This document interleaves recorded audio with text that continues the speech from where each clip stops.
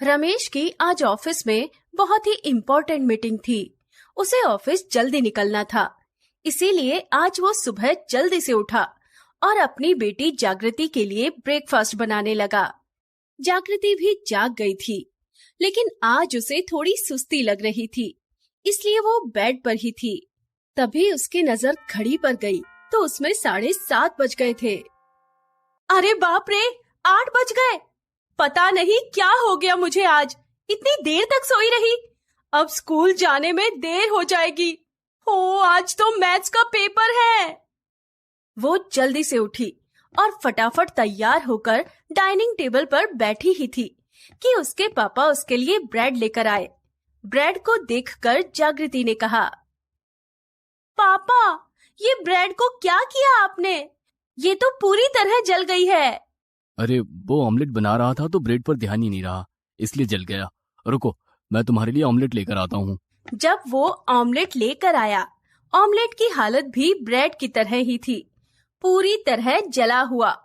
जले हुए ऑमलेट को देखकर जागृति ने अपने पापा की ओर मुस्कुराते हुए देखा और कहा, मैं जानती हूँ वो आप एक तरफ ब्रेड सेक रहे थे, इसीलिए ऑमलेट पर ध्यान नहीं रहा, इसलिए जल गया। उसकी बात सुनकर दोनों खिलखिलाकर हंस पड़े। सॉरी बेटा, वो क्या है ना कि आज तुम्हारे पापा की एक जरूरी मीटिंग है, तो मैं ब्रेकफास्ट कम बना रहा था और मीटिंग के बारे में ज्यादा सोच रहा था। अरे कोई नहीं पापा, कभी कभी जली चीजों में भी बहुत स्वाद होता है, बशर्ते कि वो पापा ने जलाई हो। सुन बेटा, मैं निकल रहा हूँ, तुम्हारी भी बस तो थोड़ी देर में आ जाएगी। ये कहकर रमेश निकल गया। पिछले 5 साल से रमेश जागृति के लिए उसकी माँ और पापा दोनों का रोल निभा रहा था। 5 साल पहले रमेश को अपनी पत्नी जयंती के पेट में कैंसर के बारे में पता लगा, लेकिन जब तक पता लगा तब तक बहुत देर हो चुकी थी। ये तुम सही नहीं कर रही हो जयंती, तुमने कहा था हमेशा साथ निभाओगी, तुम इस तरह बीच रास्ते में मुझे छोड़कर नहीं जा सकती।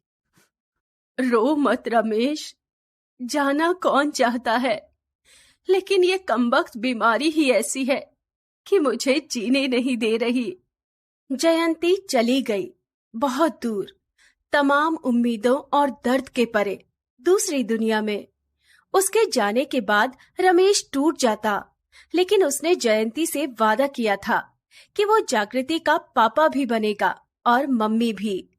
उसके जाने के बाद उससे जितना बन पड़ता था, उससे कहीं ज्यादा वो अपनी बेटी जागृति के लिए करता था।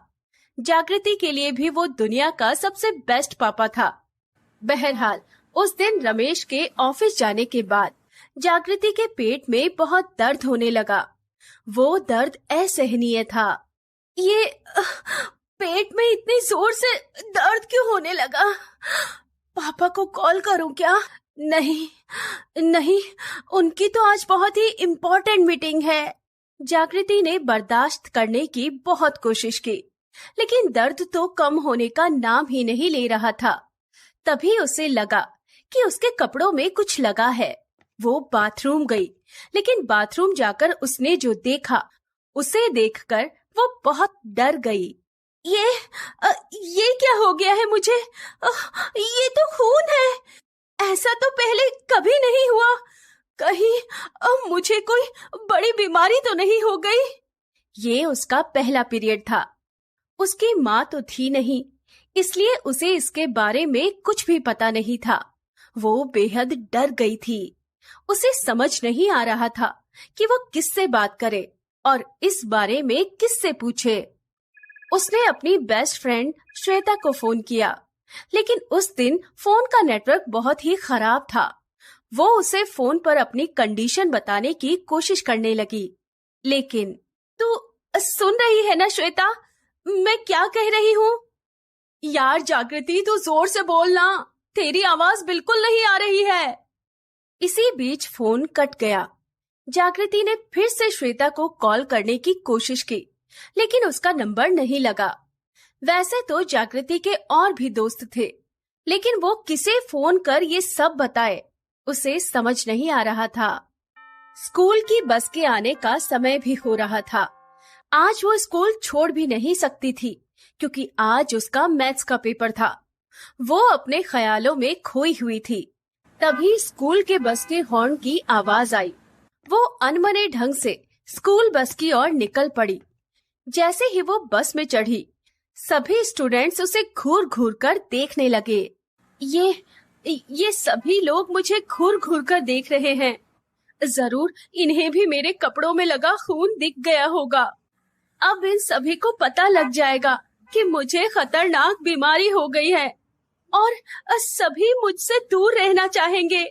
कोई मेरे पास नहीं आएगा। जैसा जागृति ने सोचा था, बस में बैठी सारी लड़कियां उसके साथ वैसा ही व्यवहार कर रही थी। अरे अलका, पूनम, मालती, ये जागृति से दूर ही रहना सब लोग। देख रही हो ना, उसके कपड़ों में खून लगा है। उसे बहुत खतरनाक बीमारी हो गई है। उससे दूर रहना होगा हमें। हाँ सीमा, सही कह रही हो। हम नहीं बैठेंगे उसके साथ। कहीं हमें भी ये बीमारी हो गई तो। जागृति की सीट के बगल में उस दिन बस में कोई नहीं बैठा। उधर जब वो स्कूल पहुंची तो वहां भी सभी का यही हाल था। सभी उसे घूर घूर कर देख रहे थे और अजीब अजीब बातें कर रहे थे। ओए, बड़ी अंदर की खबर लाई हूँ। जागृति ना ऊपर जाने वाली है। ऊपर? ऊपर कहाँ जाएगी? अरे ऊपर मतलब यमराज के पास, जहाँ उसकी माँ गई है। पागल है क्या? तू कैसी बातें कर रही है? अरे मैं सही कह रही हूँ। तुमने नहीं देखा उसके कपड़ों में कितना खून लगा है? इस तरह खून निकलने का मतलब होता है मर जाना। सभी की बातों को सुनकर जागृति बहुत ही डर गई। उसे हर ओर यमराज नजर आने लगे। उसे अपने पापा की भी बहुत याद आने लगी। वो सोचने लगी, मम्मी भी मर गई और अब मैं भी मर जाऊंगी तो फिर तो पापा बहुत अकेले हो जाएंगे। लेकिन क्या करूं, मरना तो होगा ही ना। सभी कह रहे हैं कि मुझे खतरनाक बीमारी हो गई है। जागृति ये सोचकर जोर जोर से रोए जा रही थी। तभी उसके कानों में फोन की घंटी की आवाज सुनाई दी। उसे लगा कि उसके कान बज रहे हैं। फिर उसने देखा कि उसका मोबाइल फोन बज रहा है। उसकी बेस्ट फ्रेंड श्वेता ने उसे कॉल बैक किया था, जिसे उसने कुछ देर पहले कॉल किया था और नेटवर्क की गड़बड़ी के कारण बात नहीं हो पाई थी। अरे मैं तो घर पर ही हूँ। इसका मतलब वो सारी चीजें जो मैं देख रही थी वो सपना था। वो सब तो सपना था, लेकिन मेरी यूनिफॉर्म में तो खून लगा है।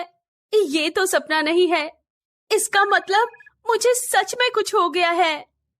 जागृति ने फोन उठाया। हेलो शिल्पा, यार तू कहाँ है? मुझे तुझे बहुत जरूरी बात बतानी है।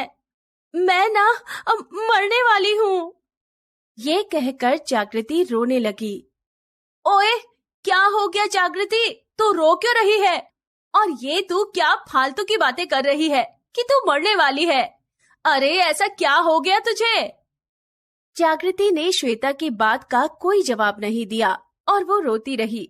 श्वेता को लगा कि जागृति को उसकी आवाज नहीं जा रही, इसलिए उसने पूछा, जागृति, मेरी आवाज आ रही है ना तुम्हें? अरे तू रो क्यों रही है? अरे बोल ना, क्या हुआ तुझे? मुझे टेंशन हो रही है। तब जागृति ने श्वेता को सब कुछ बताया, जिसे सुनकर श्वेता ने कहा, ये बात है? तूने तो मुझे डरा ही दिया। सुन, ये नॉर्मल है। ये हर लड़की को होता है। मुझे भी होता है ये। इसे पीरियड कहते हैं। पीरियड? अरे स्कूल में तो पीरियड होते ही है। इंग्लिश का, मैथ्स का, हिंदी का। अब ये कौन सा पीरियड है? जागृति की बातें सुनकर श्वेता हंसते हुए बोली, सुन, मैं तुरंत तुम्हारे घर कुछ लेकर आ रही हूँ। श्वेता थोड़ी देर बाद जागृति के घर आई। उसके हाथों में सैनिटरी पैड का पैकेट था, जिसे देखकर जागृति ने कहा, अरे ये क्या है? ये क्या लेकर आई है तू? जागृति, ये सैनिटरी पैड है। इसकी तुझे अब हर महीने जरूरत पड़ने वाली है। हर महीने? पर ऐसा क्यों? देख जागृति, तेरी माँ नहीं है, इसलिए ये बात मैं तुझे बताती हूँ। ये जो तुझे हो रहा है वो एकदम नॉर्मल है। हर लड़की में 28 दिन का ये चक्र होता है। अब तुम धीरे धीरे वुमन बन रही हो। वुमन? हाँ, सुनो, इन दिनों तुम्हें अपनी साफ सफाई का बहुत ध्यान रखना होगा। तुम्हारा मूड भी कभी अच्छा तो कभी खराब रहेगा, लेकिन फिर सब नॉर्मल हो जाएगा। और हाँ, इस पैक में सारे इंस्ट्रक्शंस दिए हैं, उसे पढ़कर तुम इसे इस्तेमाल करना। जानती है, पीरियड ये भी बताता है कि तू बिल्कुल नॉर्मल है। श्वेता की बातों को सुनकर जागृति ने उसे गले लगा लिया। दोस्तों, आज भी लड़कियां पीरियड को लेकर ज्यादा जागरूक नहीं है। वो डर जाती हैं जब उन्हें पहली बार पीरियड होता है। संकोचवश वो किसी से कुछ भी नहीं कह पाती और वो अपने आप को दोषी समझने लगती है। आप उन्हें समझाएं, ये तो एक प्रक्रिया है जिसका हर लड़की को सामना करना पड़ता है और ये बहुत ही सामान्य प्रक्रिया है, इसलिए डरे नहीं, जागरूक बने।